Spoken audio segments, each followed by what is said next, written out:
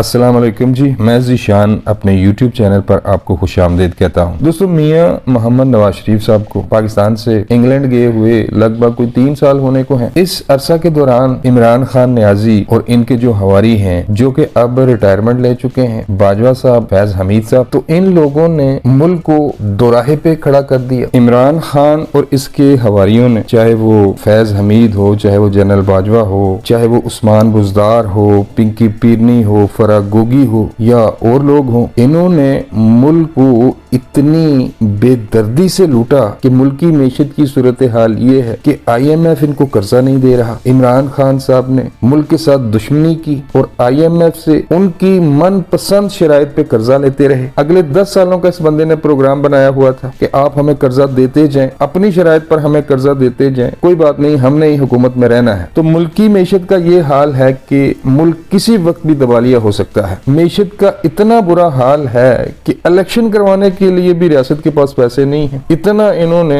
दोनों हाथों से मुल्क को लूटा। और आज ये भगोड़ा इमरान खान नियाजी हर रोज टीवी पे बैठकर मासूम सी शक्ल बनाकर ये बंदा झूठ बोलता है कि नहीं जी, मेरे साथ नाइंसाफी हुई है। बंदा इससे पूछे कि भाई क्या नाइंसाफी हुई है तुम्हारे साथ? एक आईनी और कानूनी तरीके से तुम्हें इख्तिदार से बाहर निकाला गया है, कोई गैर आईनी काम नहीं हुआ जिस तरह मियां नवाज शरीफ साहब की हुकूमतों को गिराया गया या फिर पाकिस्तान पीपल्स पार्टी मोहतरमा बेनजीर भुट्टो साहबा की हुकूमतों को गिराया गया। ऐसा तो कोई सीन नहीं हुआ। आईनी और कानूनी तरीके से वोट ऑफ नो कॉन्फिडेंस के जरिए इस बंदे को इख्तिदार से फारिग किया गया। आज ये बंदा टीवी पर बैठकर लोगों की हमदर्दियां हासिल करने की कोशिश करता है। कभी कहता है कि मेरे हाथ में पावर नहीं थी, सारा निजाम चला रहे थे बाजवा साहब। तो भाई फिर अगर तुम्हारे पास ताकत नहीं थी, पावर नहीं थी, तो फिर तुम वज़ीर-ए-आज़म हाउस में क्यों बैठे हुए थे? घर चले जाते। इस सारे अरसा में जो कुछ भी होता रहा, मियां नवाज शरीफ साहब चुप करके बाहर बैठकर ये तमाशा देखते रहे। इनके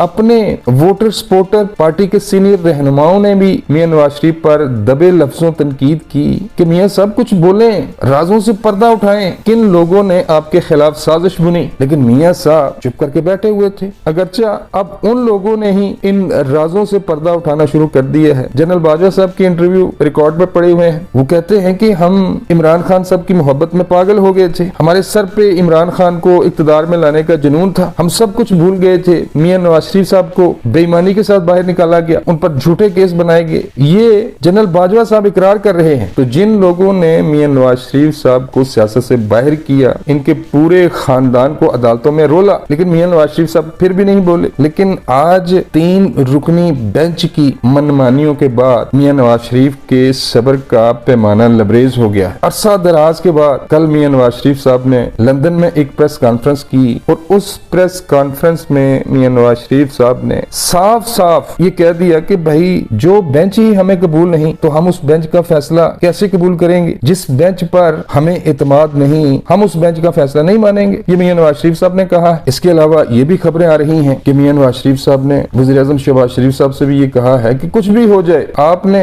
इस 3 रुकनी बेंच के फैसले को नहीं मानना। हम कोई नवाज शरीफ के तर्जुमान नहीं है या फिर हमारी मियां नवाज शरीफ साहब के साथ हमदर्दियां भी नहीं है। हम तो वही बात करेंगे जो मुल्क और अवाम के फायदे में होगी। आज पूरा मुल्क 23 करोड़ अवाम, उनका ये मुतालबा है कि भाई सुप्रीम कोर्ट के जज साहबान की तादाद आई थिंक 17 है। इन 17 जजों में क्या चीफ जस्टिस साहब को जस्टिस एजाजुल एहसन, जस्टिस मुनीब अख्तर और जस्टिस मुजाहिर अली नकवी के अलावा कोई और जज नजर नहीं आता? जो भी बेंच हो, सुप्रीम कोर्ट में कोई भी केस चले, तो हिने अदालत का केस हो या फिर कोई और इशू हो, मुअज़्ज़ज़ चीफ जस्टिस उमर अता बंदयाल साहब इन तीनों जज साहबान पर मुश्तमिल एक बेंच बनाते हैं। या फिर इसके अलावा ये होता है कि 3 हम ख्याल जज बिठा लिए और 2 दूसरे बिठा लिए और 3-2 से फैसला कर दिया, अवाम की आंखों में मिट्टी डाल दी। तो ऐसा नहीं चलेगा भाई। सुप्रीम कोर्ट में और भी बहुत काबिल जज हैं। जस्टिस काजी फायज ईसा साहब हैं, जस्टिस सरदार तारिक मसूद साहब हैं, जस्टिस सैयद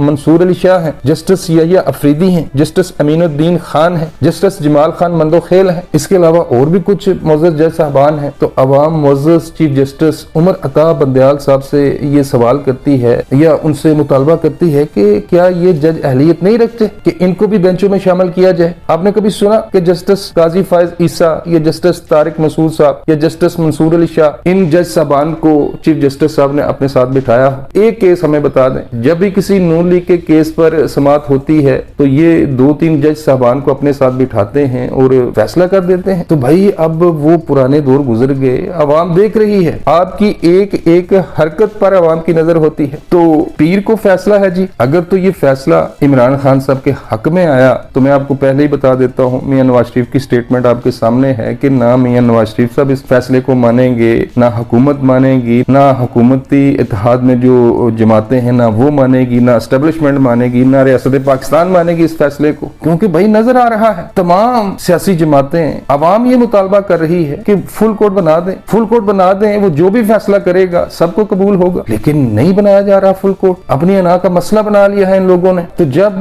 सिर्फ इस चीज को मद्देनजर रख के फैसला किया जाएगा कि इस फैसले से इमरान खान साहब को फायदा होगा तो फिर कोई नहीं मानेगा। मुअज़्ज़ज़ चीफ जस्टिस उमर अता बंदयाल के सामने अब दो ही रास्ते हैं, या तो फुल कोर्ट बनाए, वो जो भी फैसला करे उसे करने दें, और अगर आप ऐसा नहीं कर सकते तो फिर एक ही रास्ता है भाई कि इस्तीफा दें और घर को जाएं। अब तक के लिए बस इतना ही, मिलता हूं किसी नई वीडियो में। अल्लाह निगहबान।